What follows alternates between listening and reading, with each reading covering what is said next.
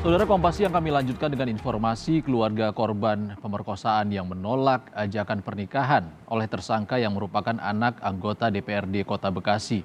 Komnas Perempuan juga menilai fenomena damai dengan menikahkan korban dan pelaku pemerkosaan hanya akan membawa kerugian bagi korban. Kasus pemerkosaan anak di bawah umur yang dilakukan anak anggota DPRD Bekasi berinisial AT kembali memunculkan polemik baru. Keluarga tersangka menyatakan sang pelaku akan menikahi korban.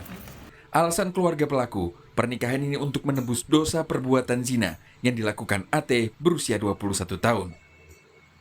Media bahwa niat untuk dinikahkan itu tercetus antara saya dengan klien saya dan orang tuanya. Artinya begini, orang tuanya menyatakan ini sudah terjadi perzinahan. Untuk menghapus dosa perzinahan ini tidak lain adalah untuk dinikahkan. Itu yang tercetus. Nah, sudah ada komunikasi Pak sejauh ini dengan pihak keluarga korban pelapor? Kita sedang berupaya untuk berkomunikasi.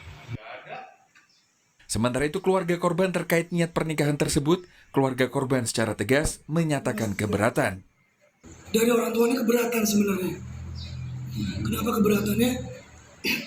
Pernyataannya adalah belum menikah saja anaknya sudah diperlakukan seperti yang kita ketahui lah ya, seperti itu.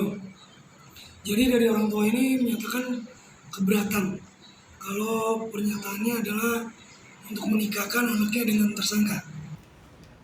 Pakar Hukum Universitas Trisakti Asep Iwan Iriawan mengatakan sudah sepatutnya korban menolak ajakan pernikahan tersangka dan penegakan hukum pada tersangka harus tetap berlanjut.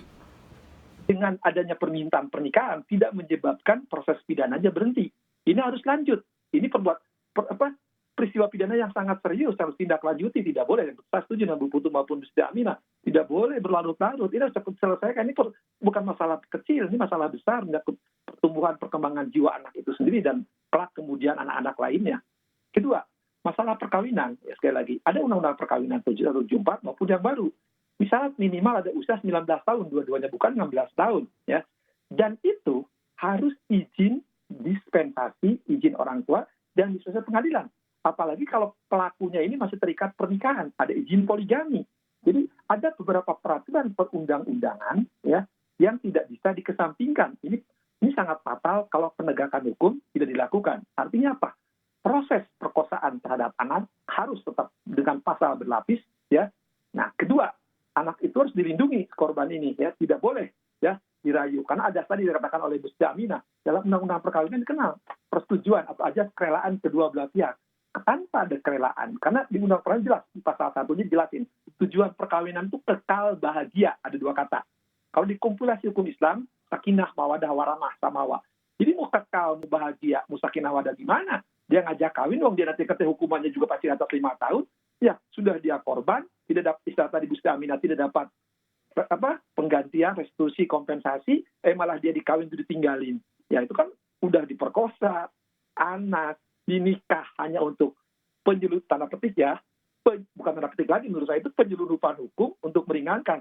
Sekali lagi, pernikahan itu bukan untuk kalau terjadi saya setuju dengan pihak korban untuk tidak mau karena ajas kerelaan telah dilanggar.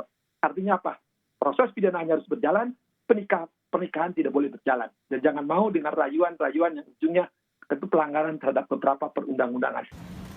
Kasus perkosaan dengan berujung upaya damai dengan cara menikahi korban kerap kali terjadi di tanah air. Komnas Perempuan menilai pemaksaan perkawinan hasil kasus perkosaan hanya akan berdampak kerugian bagi korban. Perkawinan ini tidak hanya terjadi di kasus di Bekasi.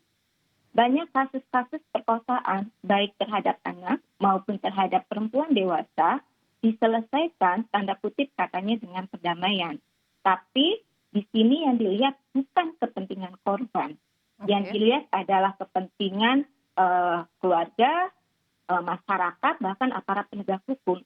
Dan ini sama sekali tidak menyelesaikan kasus kekerasan seksual.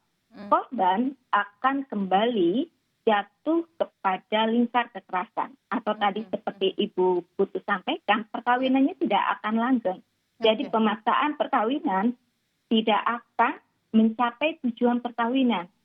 Karena itu Komnas Perempuan mengusulkan di dalam RUU Penghapusan Kekerasan Seksual bahwa pemaksaan perkawinan, termasuk perkawinan usia anak, termasuk pemaksaan perkawinan korban kekerasan seksual dengan pelaku, dan pemaksaan perkawinan atas nama budaya itu harus diberikan kepastian hukum dalam bentuk tindak pidana atau penghukuman. Kasus pemerkosaan anak di bawah umur yang dilakukan oleh anak anggota DPRD Kota Bekasi ini hingga kini menyita perhatian publik. Kasus ini terungkap setelah orang tua korban melapor ke polisi. Menurut pengakuan korban, tersangka AT juga menjual korban melalui aplikasi online micet.